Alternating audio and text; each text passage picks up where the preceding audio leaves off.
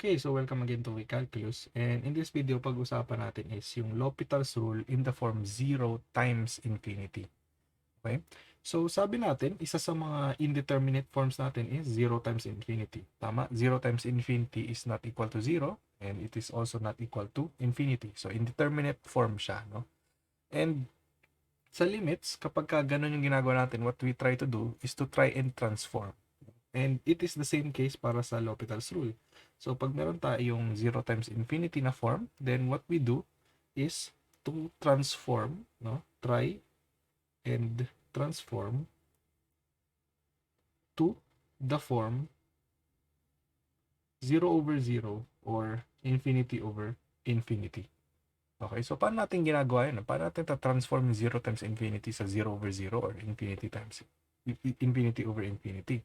So, kung meron tayong 0 times infinity, meaning yung function natin is f of x times g of x. Tama? And we get the limit as x approaches a. Okay? So, ang gagawin natin na transformation dito is that gagawin natin siyang limit as x approaches a ng f of x all over 1 over g of x. Okay? So, bakit to gagana? No? Bakit to gumagana?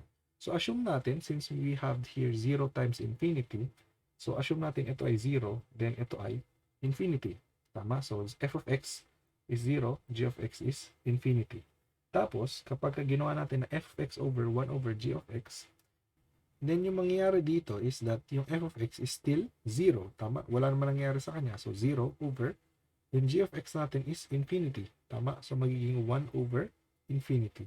And again, what is 1 over infinity? That is equal to 0. So, meron tayo ngayon 0 over 0. So, na-transform natin yung form natin na 0 times infinity into 0 over 0. Okay? Paano naman kung baliktad naman? No? So, limit as x approaches a, ganun pa rin, f of x times g of x. Pero, yung f of x natin ngayon is infinity. Then, yung g of x natin is approaching 0. Okay? So, again, we convert it to f of x all over 1 over g of x. Okay?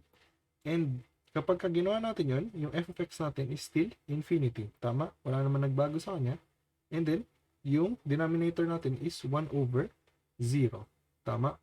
And since limit yung tinitake natin, this will approach infinity. Okay? Approach infinity. So, we get now the form infinity over infinity. And now,